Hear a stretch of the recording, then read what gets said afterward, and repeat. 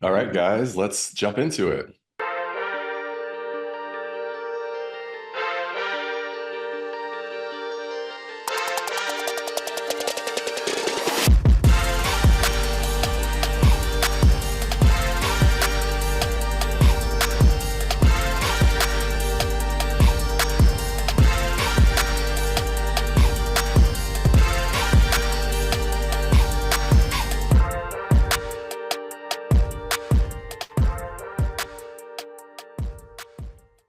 Well, guys, thanks so much for having me. Like I said, my name is Joshua Scott, owner and CEO of Studio 88. Such a privilege to be here with you. Love the Catapult community. Just such great doctors, educators, communicators. A couple of our clients are a huge part of that group. And so always look forward to spending time with you guys tonight. First question I know you're probably asking is this a real bookshelf? Right? I get that question all the time. And the fact is, yes, it is. I can pull a book right off of it. So it is real.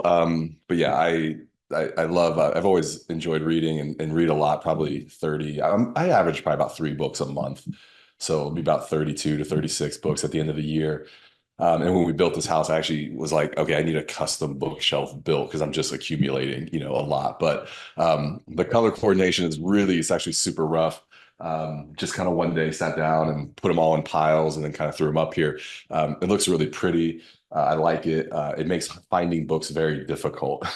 So, as you can imagine, because authors can have books that are different colors, right? So you can't even look by last name. I got to go to Google like images sometimes, and like put the book in. I'm like, okay, it's yellow, so it's somewhere in here.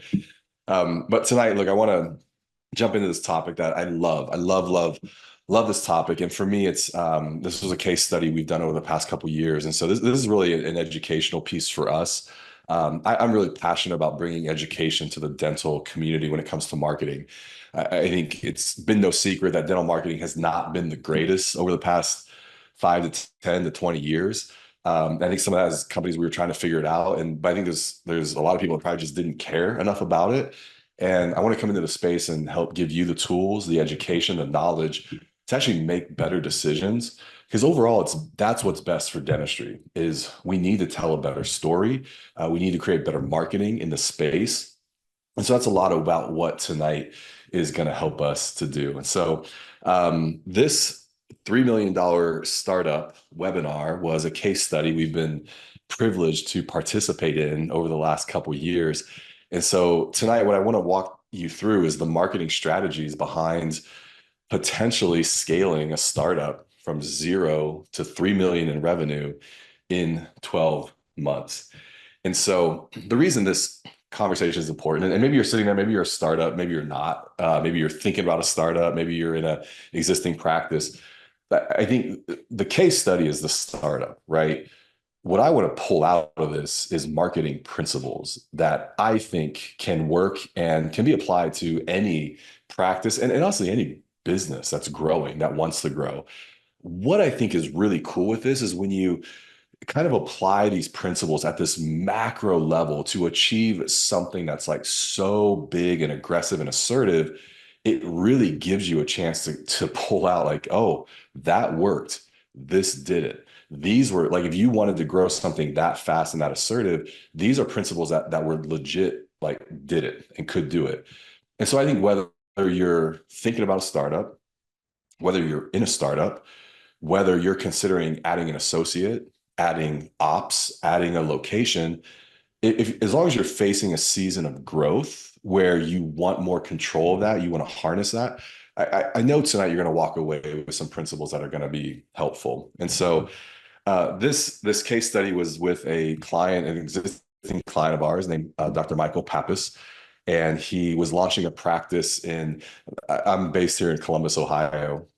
So that's where I'm at tonight. This is my home. But he's here in a suburb of Columbus, and we've kind of known each other and run into each other. And he called me one day and said, "Hey, I'm doing a startup in an area called Grove City." I said, "Great." And he goes, "Have you ever taken a startup from 0 to 3 million in year one?" And I said, No, no, have not done that. I was like, I'm not going to BS you, man, to just get a to just get new business, right? We have not done that, and I think he knew that. But he said, "Would you be interested in trying?" I said, and that I was like, "Yeah, absolutely." With what you're building, and I know the talent of my team, I think we would love to give it a shot. Because part of it is like, look, whether or not you hit 3 million, right? Like, what if you hit two?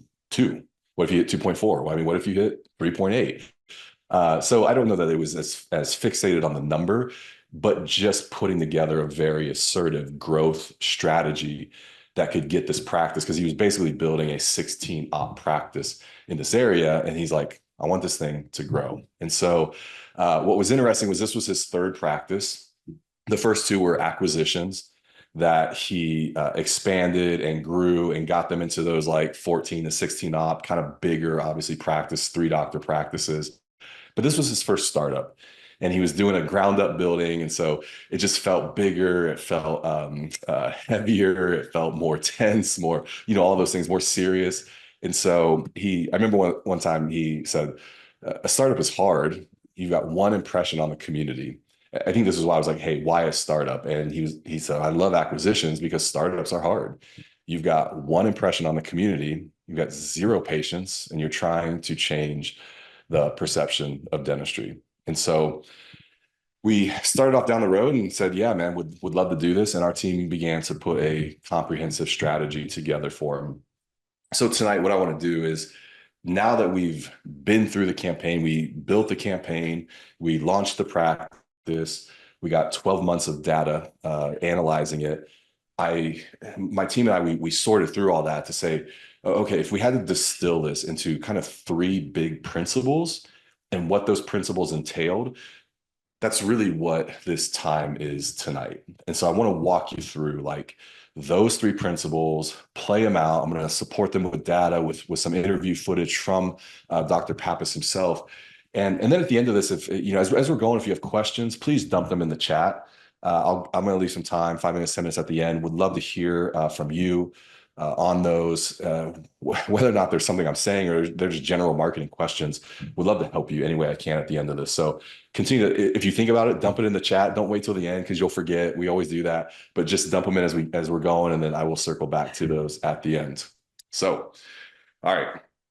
Number one key that we brought out of this case study was the importance of building an authentic brand.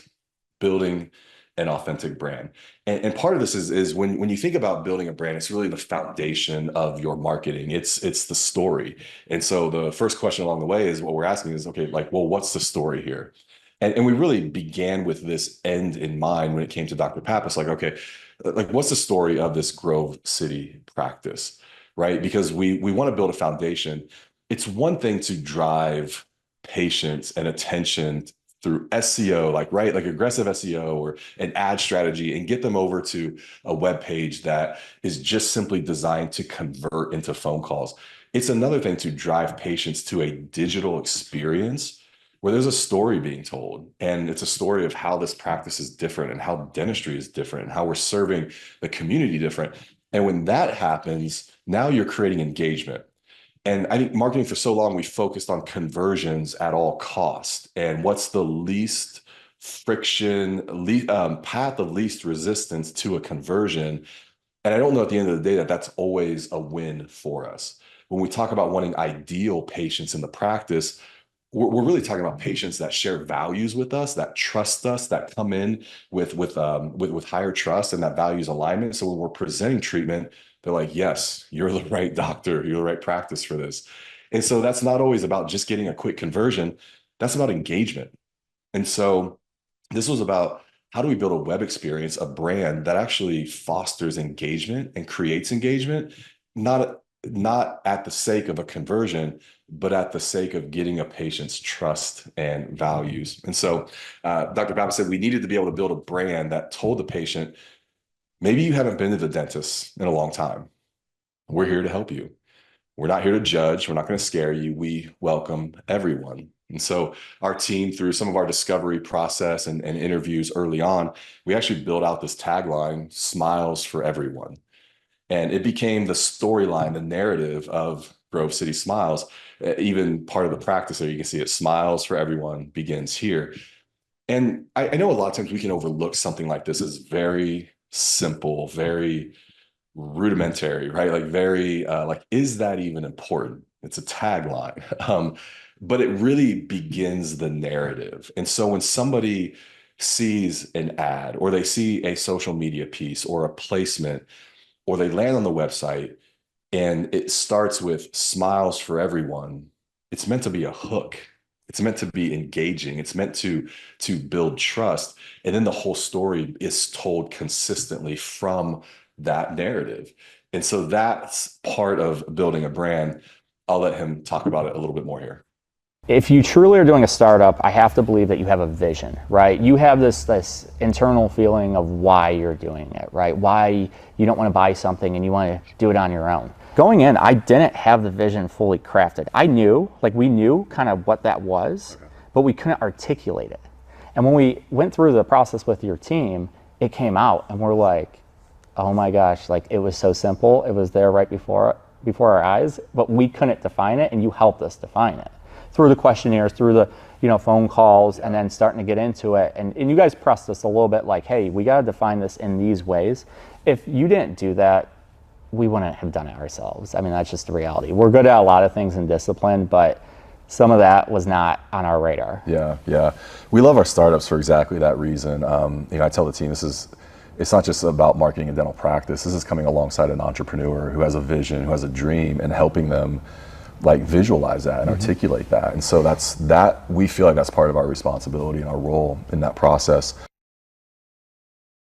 So working alongside our clients to build out that brand and what it looks like. And I love that when they say like they see something, but it's hard to articulate it, and it's not always there in the physical sense. And so one of the things that we love doing as a team, I mean, my whole team, we talk about this, is we get to come alongside of entrepreneurs who have a dream to build a business. They see something. And a lot of times it's like, it's hard to articulate it. You're not even entirely sure what it is, but we get this like immense privilege of coming alongside you, discovering that, kind of figuring out what that is, and then being able to build that in almost, it's a digital space, but it starts to give it physical like properties to it, almost like building a building, and you get into it and you're like, yeah, this is what the space is going to look like. We start to build out that brand in the digital space, and all of a sudden you go, yeah, wow, this is the practice I was thinking of. Like this was what I was seeing. And so then the next step is really incorporating that brand throughout the practice. This isn't something that we're just putting in the digital space for clicks, for conversions. Again, I think that's what marketing has done. It's also a very short-sighted play. Let's just put something out there to get clicks. A good brand is built consistently through the entire practice, and that includes the physical space. And so thinking through like the design aspects, bringing in like, okay, if the practice is Smiles for Everyone, we want it to be welcoming. And so we want it to feel very modern and comforting and warm, and working those logo elements, those shapes in throughout the practice. Higher end light fixtures that add warmth to the space, and just making sure that that logo and that design, what they see in that digital experience is actually coming through in the physical practice as well. It's so important. And so building that brand, that's one key part of it. The second part is really what we call the digital experience. It's the website. It's building a website. But I would challenge you guys here to think about it differently. I think website is about 10 years old, 5 years old in how we think about what we're building in the digital space. I think a better way to think through that is a digital experience. This is the digital experience of your in-practice experience, right? Like we want to try to match that as close as possible. And so thinking about it in that light, a couple stats here for you. I'm not a big stat guy, but I do know there's all kinds of support when it comes to this. 75% of users make judgments about a company's credibility based on visual design alone. And this comes out of Stanford. So let's say for every 10 people, no. Let's say for every 100 people that visit your website, 75% of them, so 75 of them are making judgments about your website based on the visual design alone. Now ask yourself, what at what level is the visual design of your website? And so we're talking about 75% of people meeting them where they're at. Again, it's engagement, right? This isn't a conversation about conversion. This is a conversation about engagement. How do we engage with this 75% crowd that's going to make judgments about the visual design? Okay. And whether or not you like it, we know this happens in dentistry. I'm the first one to go, I know it's not right. I know it's not fair. You've invested so much time, energy, money, effort into your clinical education. But we all know patients will judge clinical competency on literally walking through the front door of the practice. Honestly, it backs up. It's probably the experience of pulling into the parking lot, and the landscaping and what that experience is like. If you say you're a high-end cosmetic dentist and they walk up and there's paint peeling off the outside of the building, they begin to tell themselves a story. That visual representation, they start judging that. And it has nothing to do with your clinical ability, but that's what patients do. That's what they know. So, and then 94% of users' first impressions of healthcare websites were design related. Uh, I think this is significant. This comes from a very reputable agency, organization. 94% of users' first impressions of healthcare websites were design related. And I think some of this, the reason why this is, if you think about this, I think most healthcare, when it comes to websites, I think they're cold, they're clinical, they're sterile, they're stock, they're all the things. And so if one is not, it immediately makes an entirely different impression. If there's like real life people, if there's warmth, if there's smiles, if it's not so service based, it's more values based, it's more story narrative, it's going to have a much stronger first impression on people. And I really think that's what this stat is getting at. 94% of users' first impression was design related. Here's what this is saying again. If this experience is well designed, this must be a good professional, healthcare professional, provider, clinician, right? And that's the correlation they're making. Good design, good clinician. And so the downside, if you're sitting there and you're like, I hate that that's happening. I'm like, I know. That's the downside. The upside is, guys, this is really easy to fix. I mean, it's just shifting our perception of what we're building. This is not a website. This is not a digital brochure. This is the digital experience of your practice. And so this was the site that we built for them. Starts off with making dentistry easy, but then gets into the narrative of smiles for everyone as it goes down. There's some animation happening, very slight animation with some of the logo elements incorporated through. You'll see video built into the site. Nothing impacts the trust value of a patient more than video. Like, it's not even close. If they can meet the clinician and it's really establishing rapport with them before they even call you, it just changes the game. It's everything. And so it also affects the SEO value of the site as well. And then even thinking through tools like online scheduling, patient forms, chat, reviews, all those things. That we are in an age of convenience. So again, this isn't a website that you're adding a $250, additional monthly online, booking piece. This is a digital experience. How can patients make an appointment as easy as possible? How can they get their forms as easy as possible? All right. So number one, building an authentic brand, right? What's a story? Continuing that through the practice in every aspect, and then building out the digital version of that online for patients to experience it. All right. Number two, the advertising strategy. I want to get into that because this was the second biggest point. So number one is build the brand, right? Number two is now what's the advertising strategy? What are we going to do? And with Dr. Pappas specifically, he said, I want to be comprehensive and I want to be assertive. he was basically going, I want to build this business. I want to invest in the front end and I want to be as assertive as possible and grow as quick as we can because I think I can staff it and I think we can grow with it. But I also want it to be a comprehensive marketing strategy.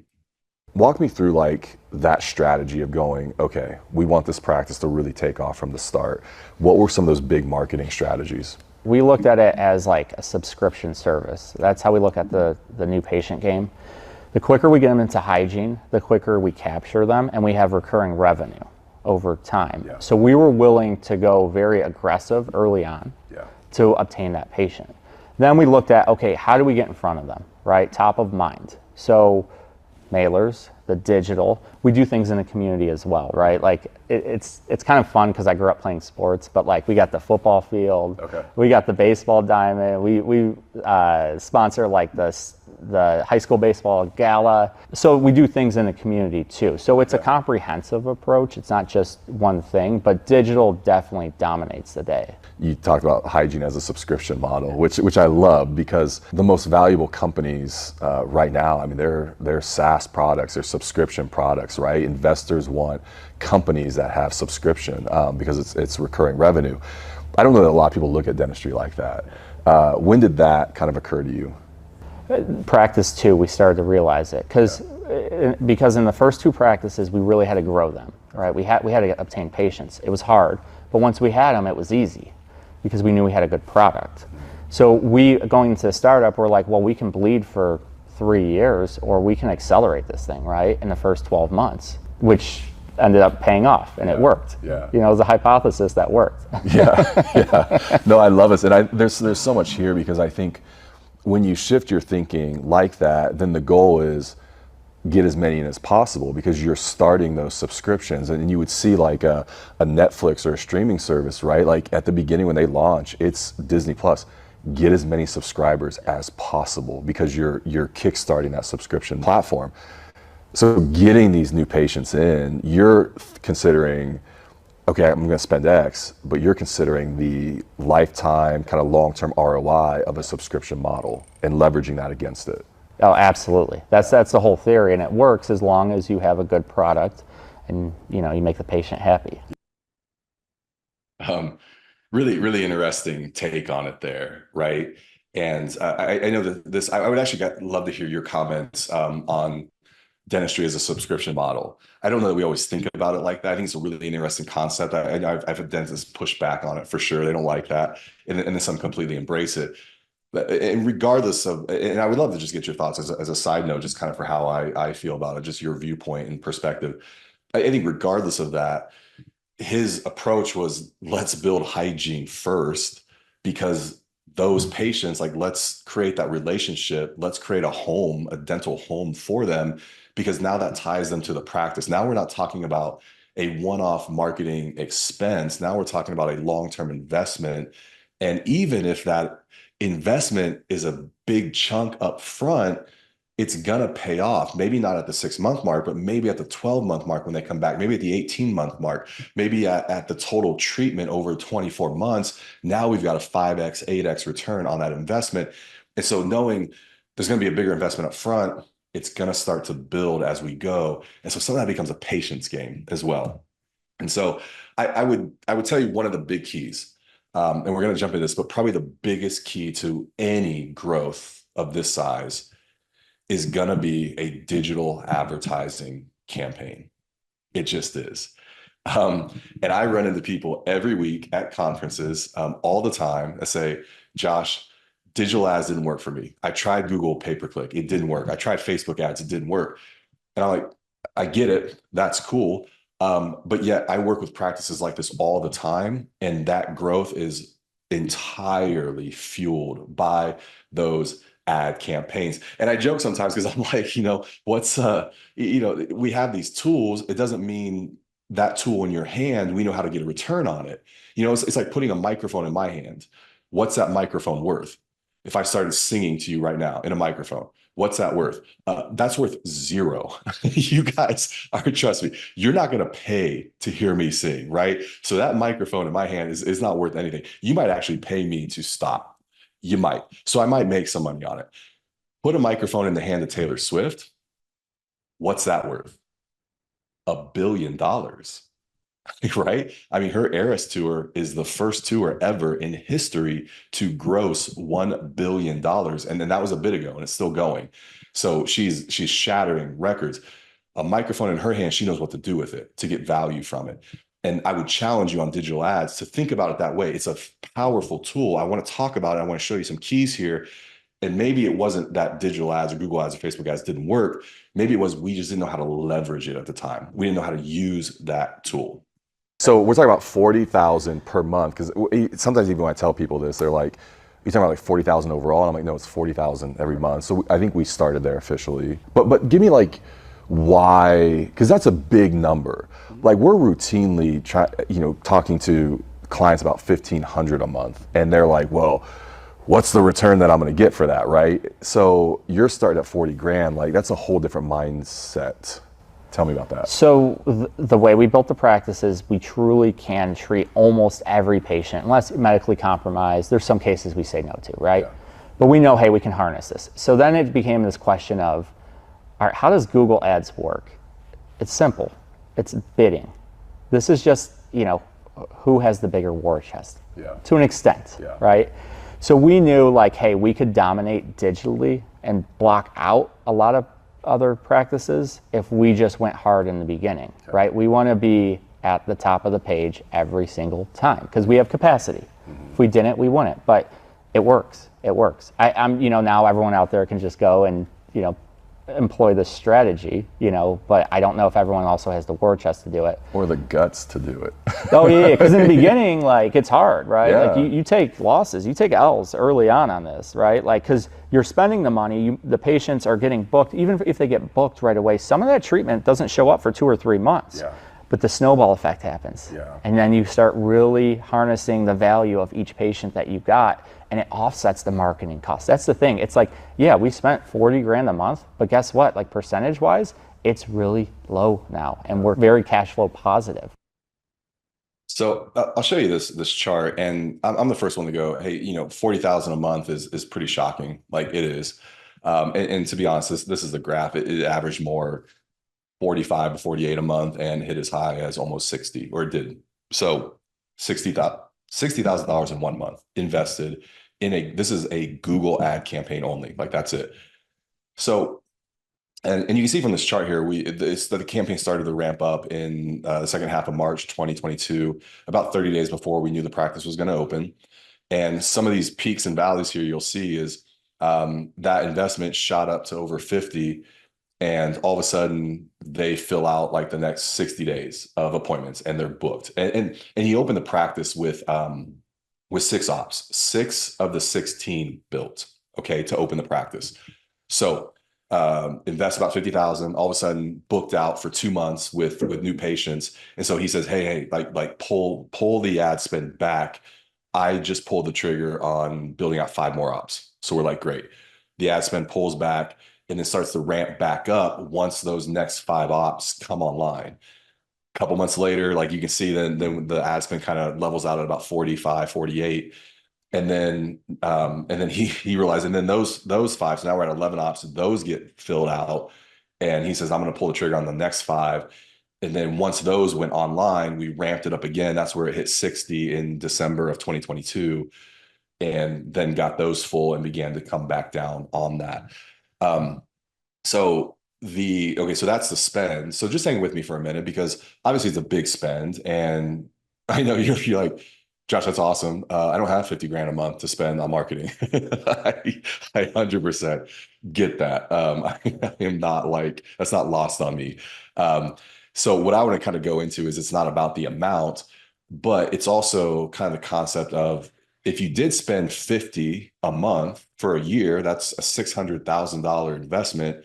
If you gave somebody $600,000 and they gave you back 3 million, would you play that game?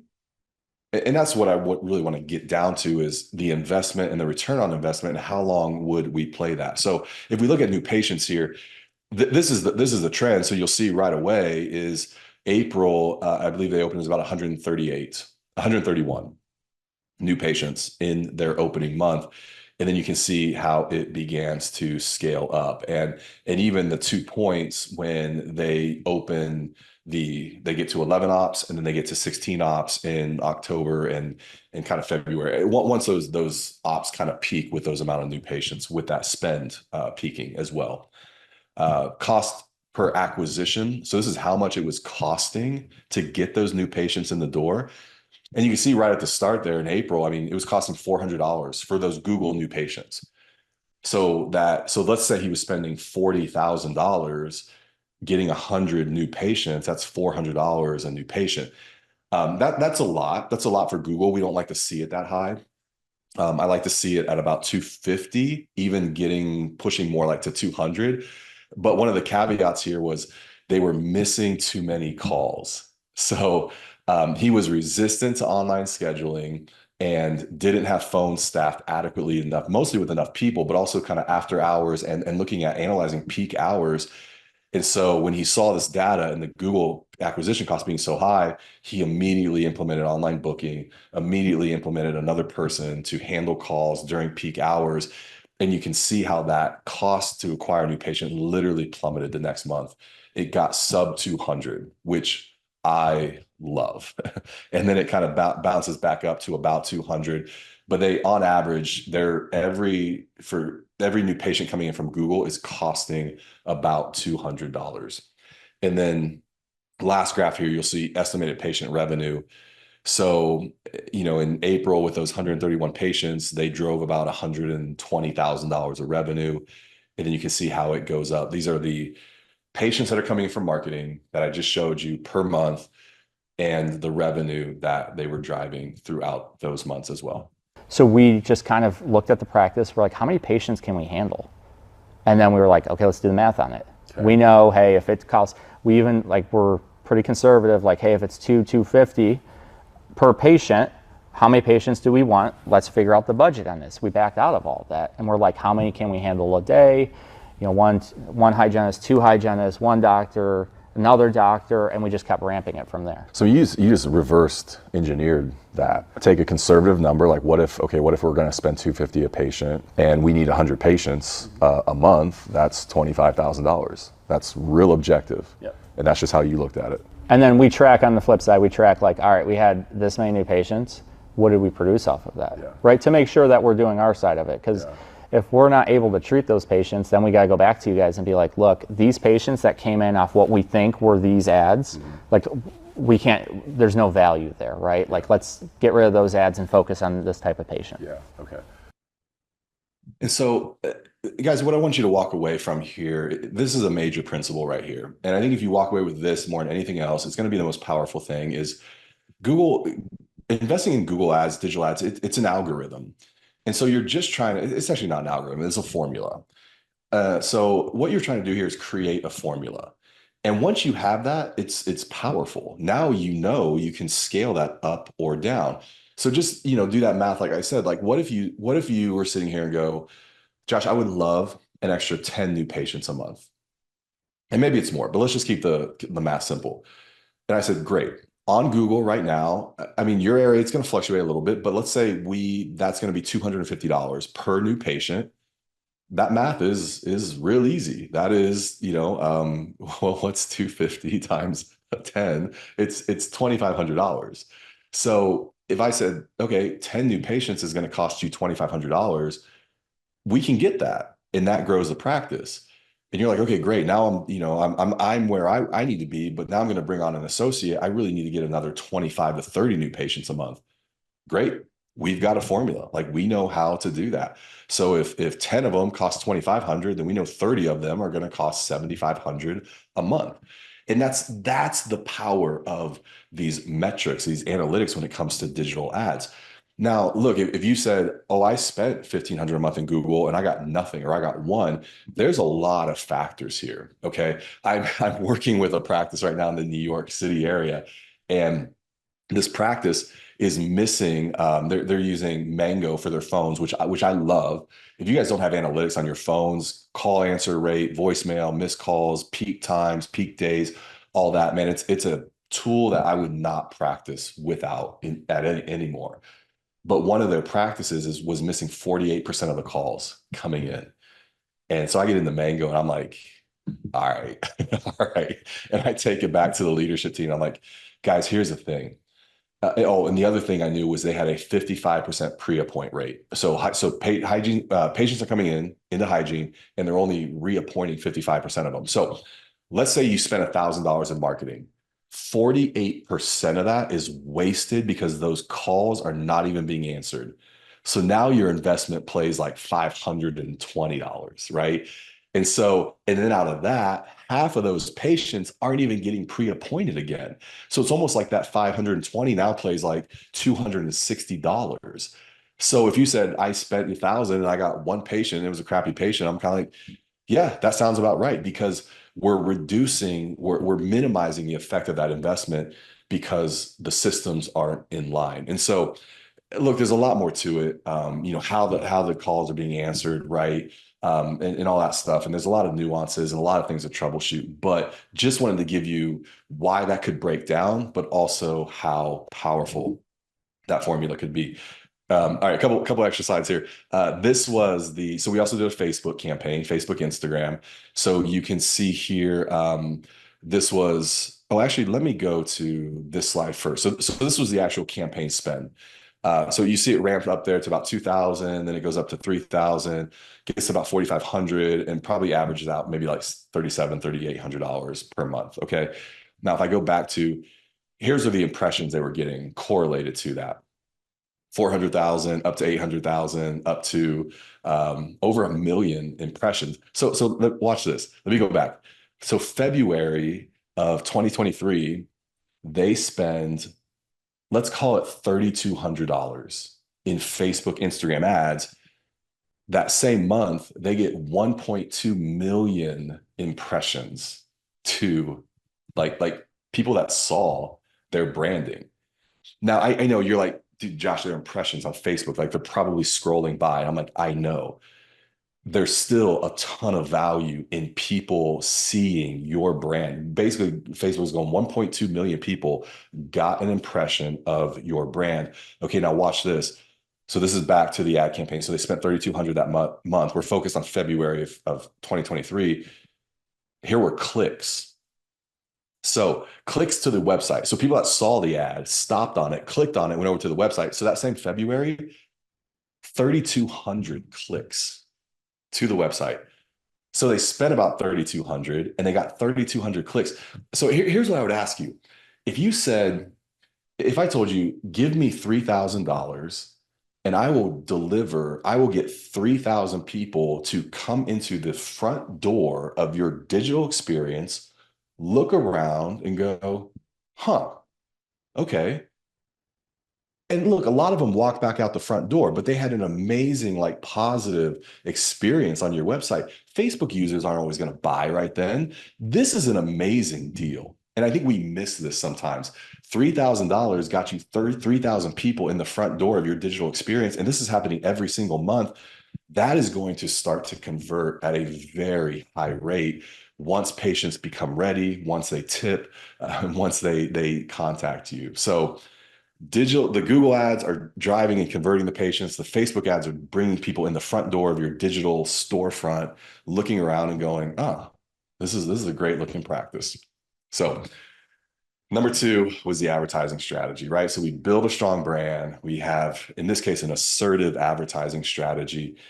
And then 3, we scale and adjust it as we go. One of the things is, as he began to grow, he had to adapt with that, just going from the original 6 ops to 11 ops to the 16 ops. The team went from, I think, 6 people to 23. I'm just looking at my notes here. Hygiene went from 4 to 9. Doctors went from 2 to 5. So even just scaling that team has its own sets of challenges. So give me the feeling in December of 2022 when you're realizing we're going to be at 2.2 for the end of the first 8 months. Anxiety. Okay. So we were so overbooked, and we were trying to expand hours, doing anything we can to get patients in. So we knew we just had this massive influx of patients. We were trying to get team members and physical space. So we had just went from 5 to 10 ops in October of 2022. Yeah. And we started to build out the next 6 ops, and we're trying to like scramble to get that done as quick as possible. We're hitting delays. That didn't happen until March. So while it was awesome, the hardest part at that point was, how do we build the team and the space to meet the demand? Going into it, it was more like a demand problem, right? Like, are we going to have enough patients? What does this look like? Well, that wasn't the issue anymore. The issue was, can we scale quick enough to meet that demand? I mean, hiring enough team members to fill 16 ops in essentially 12 months is very difficult. Yeah. Building out that many ops and not having issues and maintaining the culture and the standard is a very, very difficult thing to actually execute on. Yeah, yeah. It's almost like you realize you got a little lightning in a bottle happening. Yeah. You gotta harness it. Yeah, you gotta harness it. Well, that comes with its own set of issues, Yeah. right? So adjustments had to be made, and you heard from him. I mean, one of the first things is just, can we even scale a team at that rate, right? And what does that do to the culture? Because what you don't want that to do is erode the storyline and the brand that you've been trying to build. And so yeah, trying to just kind of hone that formula, investment to clicks, to calls and appointments, to new patients, to production. So again, thinking about that Google ad spend, right? Like, if we're going to invest $1,500, that gets 90 clicks, that turns into 30 phone calls, which turns into 7 new patients, which ended up producing $8,200. So I would advise you, if you ever get into a digital, like a Google ad campaign, just map this out, just write this down on a piece of paper. And at the end of the first month, the end of the second month, the third month, just plug these numbers in. I literally did this today for our own ad campaign. I was out and had a moment. I was actually on a client project and had a moment this morning and got out the metrics for July and plugged them in, this entire same formula. And so it gives you the acquisition cost. So these new patients cost $215, and they each produced, on average, almost $1,200. Is that a good deal? You know, if I said, hey, give me $215 and I'll give you $1,200 back. Yeah, that's a good deal. And that's just that new patient visit. We're not even talking about what they produce over the next 18 months.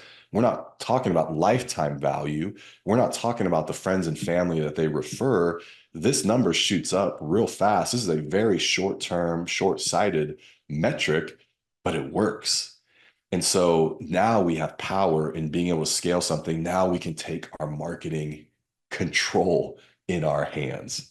I know that, I think current day as we sit here, that budget's a little bit higher. I want to say it's at 48. It's probably in the 50s now. Okay. Yeah. Okay. And we've added some stuff. It's somewhat fluid. It's not like every month it's really shifting gears. You've got like probably the 80% of it that's like solid. We've got it dialed in.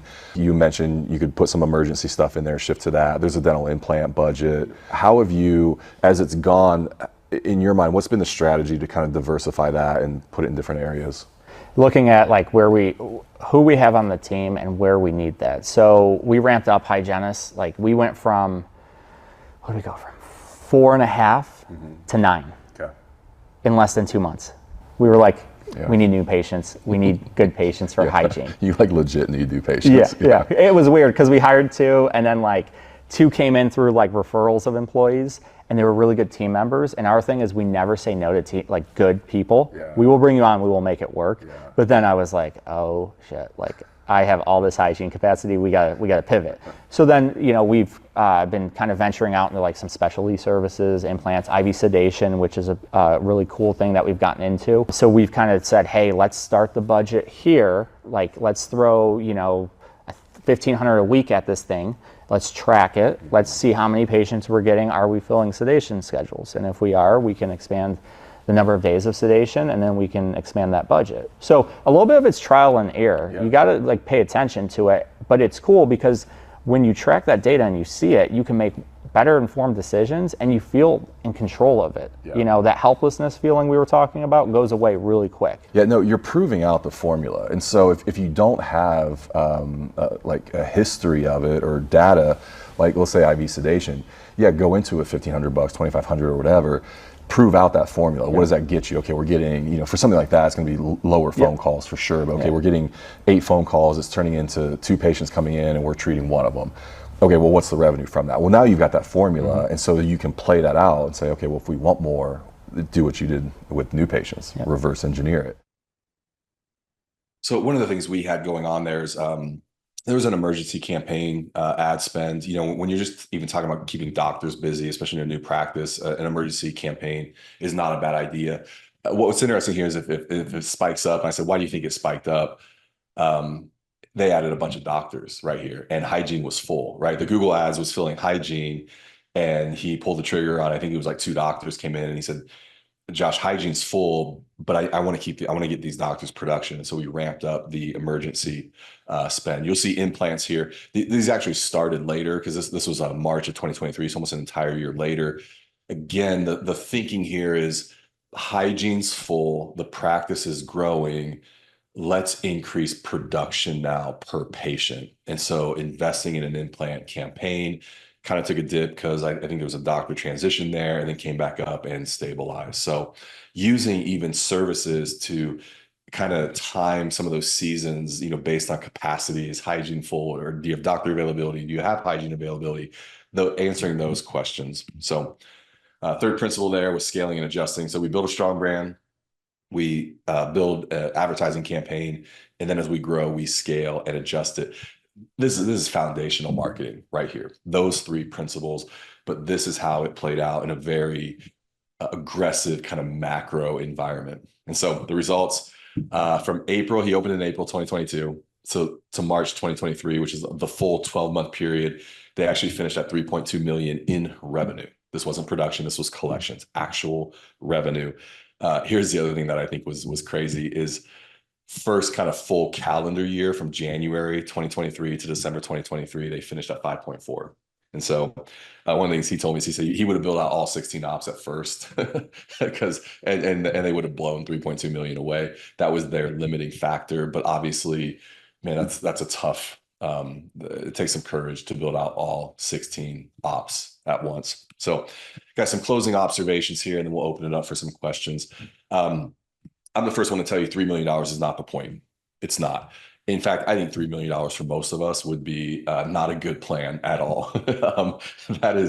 That creates its own set of issues and problems. And some of us are probably made to do that, but it's not good, bad, right, or wrong. And so sometimes I'm like, you can take more time, right? The stress and some of the stuff that causes, it can break a practice pretty fast. It can break a lot of team members. And so $3 million is not the point.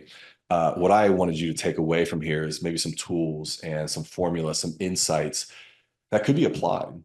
And so I think, you building a strong brand in your practice, a lot of times we get those things backwards. We need new patients, so we launch into an advertising campaign, but we haven't built a brand. We haven't built a clear brand. We don't have clear messaging. We don't have clear assets like photography and video that help support that brand and tell that story. And then we wonder why our advertising is less effective or ineffective. So that's a key principle, getting into advertising digitally and figuring out how to use a microphone to create value and bring that return. Increase the conversion rate first is one thing I would tell you to do. I think that's a real key takeaway here is when you have, if you're going to get into running digital ads, whether it's emergencies, implants, just new patients, it's not just about getting as many to the site as possible. It's also about converting who's at your site currently now. And so one of the things when we build websites, because they're story driven, they're narrative based, we're communicating values, connecting on values, and they're customized to you. They're telling the story of your practice. The average the average conversion rate for Google Ads to a normal dental stock website is 7.5%. To a Studio 88 more story-driven, engaged site, it's 14.4. It's literally double that. So some of this is, as I say, this is not a pitch to use Studio 88. This is a pitch to build your brand strong. because you may have enough traffic coming into your website now. If you could double the conversions that's happening on your website, that's actually the least expensive investment you can make. It's one of the easiest. It's what I said earlier. Patients are judging you on your visual design. We don't like that. The good news is that's easy to change. We can make that change in the next 30 days, 90 days, 120 days, and fix that and double the conversion rate. So it's not always about just getting, spending $40,000 to get, 50,000 clicks or whatever it is. What if you just double the conversion rate for your current digital experience? And then mindset is probably the one key to take away to building something at this scale. And I'll just kind of leave you with his startup advice here. If we had 3 or 4 startup docs here that were just on the precipice of that, what's your advice to somebody thinking about that? You have to have thick skin. You got to understand that marketing is an investment, okay? Just like building your facility is. Yeah.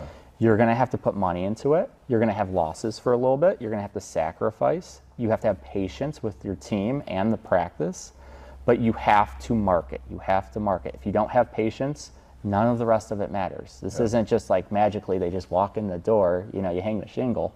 Like if you can't prioritize that with a chunk of money, whether it's from the bank or you save it in your associateship, then you probably shouldn't do the startup. If you can prioritize having a chunk of cash, we call it the war chest, you can do a startup. And we did it, as practice 3. Yeah. So it was nice because we had 2 practices making us money. We had a war chest. We knew we were going in really, really hard. Yeah. I think docs need to be prepared. If you're doing a startup, start saving your money. Understand the bank will give you working capital, but they're not going to probably fund all of it. Get it ready so when you hit the ground, you have that marketing budget ready to go. Because the bigger the marketing budget, the quicker your practice goes to $2 million. Guys, I'll just leave you with this and we'll open the questions. Studio 88 is dentistry story-driven marketing agency. You'll see our web address there. We're also on Instagram. I'm on Instagram too, at Joshua Scott. Would love to hear from you. One thing I'll put out there is always reach out to me. If you want to have a conversation about your practice, want us to just kind of analyze it, give you my advice, like if I was you, this is what I would do type thing. No strings attached. I mean, our team is really there, whether it's me or one of our 2 sales professionals that are awesome people, Mike and Erica, highly skilled, consultative. There's no strings attached. We really want what's best for you and whether or not that's a relationship with us or not. And then last year, if you wanted to just download our guide to story-driven marketing, go ahead and screenshot that. Again, I'll take an email. It's like a 3 or 4-part email series. I'm not going to spam you. We don't sell email addresses, any of that stuff. But that guide is there for you. So that's it. Let me jump in and kind of see what questions we have. So could you please comment on how much dollars are spent on marketing and for how long? Was this a fee-for-service practice or what was the patient mix? Yeah, so this is definitely some PPOs, but higher end PPOs. I think there's maybe like 3 or 4 of them. So it wasn't an aggressive insurance mix. And again, we saw some of the numbers in there. This was we documented the first full 12 months and even brought in like 18 months later in there with some of the implant marketing. From a Google ad spend, roughly 600 grand in that first year, about 50,000 is what it's averaging every month. Probably put about 50,000 into the brand to build it initially. And then I would say Facebook, Instagram had about 4,000 a month in there. So another 50 grand. So he was probably, and there was a direct mail campaign to just announce it. I still think announcing a grand opening of a practice through direct mail, there's still some value there for sure. That might've been, I think 60 to 70,000 for a couple drops. So, 6, 7, 8, he was in it. I think it was just under 800 was the investment for year 1 to, like we said, go from 0 to 3.2. Let me see the other one here. What's the difference between this and getting funnels for new patients? Look, not a lot, but there is some difference, and funnels is a bit of a buzzword right now. In marketing space and agency world, we kind of look at things like you guys remember like geofencing. It's kind of a buzzword. You can create a radius around any Google ad, any Facebook ad. It's actually part of the ad setup. So when companies are like, "Oh, we're gonna set up geofencing," it's just a buzzword. It's just hype, and marketing companies tend to sell things on hype. And so funnels is just another buzzword right now. It's hype, but funnels is basically people don't know you. So the funnel's really wide. We put a Google ad in front of them. They click and go to your website. That's step two. And then, we want them to sign up for an email or take a test or do a form. So we're just stepping them down this funnel. It's a version of that. It's just a shorter funnel. They don't know who you are. They get exposed to you through an online ad or a Facebook ad. They go to the website. They're probably shown that we had a remarketing campaign through Facebook. So if they went to the website, they're going to see that again in social media, and then they contact. So funnels kind of refer to a multi-step process of nurturing a potential client to get them into the practice. This is a version of a funnel. It's just a shorter version. Some of them get more intricate, more elaborate, more built out. Not entirely sure I understand what that means. Don't you think it needs aggressive diagnosis and verbal communication? I'm not sure if you're referring to the marketing or more of the clinical side there. And if you want to drop more details in here, you can. You can also, like I said, hit me up on Instagram at Joshua Scott if you want to continue that conversation as well. I'd be more than happy to answer that question. But guys, thanks for hanging in there, especially at night in the evening. It's 9:30 here, East Coast. I'm gonna probably go pour myself a glass of wine and sit down and chat with my wife for a second, maybe watch a show before I head to bed tonight and just unwind. But always a pleasure. Like I said, if you need anything, anytime, even if it's just advice, what would you do type thing, hit me up and I'd be more than happy to chat with you.